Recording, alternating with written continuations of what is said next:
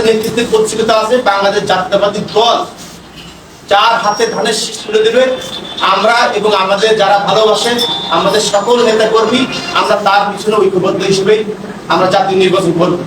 আমাদের মূল টার্গেট এই কেশবপুরের দীর্ঘ ৪৬ বছর আগে আমাদের হিসাব টাকা পাশ করেছিলেন ডিএমপির পক্ষ থেকে।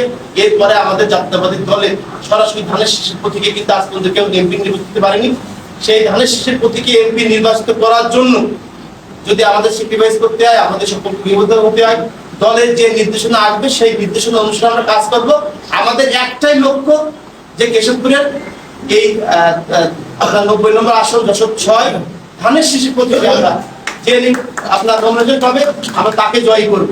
আমি দীর্ঘ ছাত্র আমার একটা ক্যারিয়ার আছে, আমি নির্বাহী কমিটির সদস্য আছি, আমি বাংলাদেশ জাতীয় দলের ৩১ দফা যে সারা বাংলাদেশে কার্যক্রম আছে তার কয়েকটা কমিটিতে আমি আছি।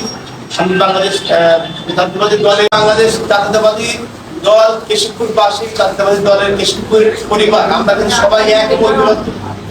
আমাদের এখানে নেতৃত্বের পত্রিকা থাকতে পারে, আপনি নিজেই বলেছেন যে এখান থেকে ইতিমধ্যে ৩ জন নমিনেশন প্রত্যাশী বাংলাদেশ জাতীয় দলের থেকে।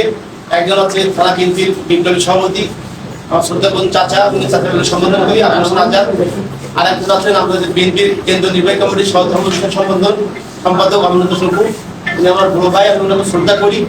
আমি চাই এবং নির্বাচনের আগ পর্যন্ত হয়তো আমাদের এই দল অনেক বড় দল, সেখানে তো অনেকেই মনোনয়ন প্রত্যাশা করতে পারে।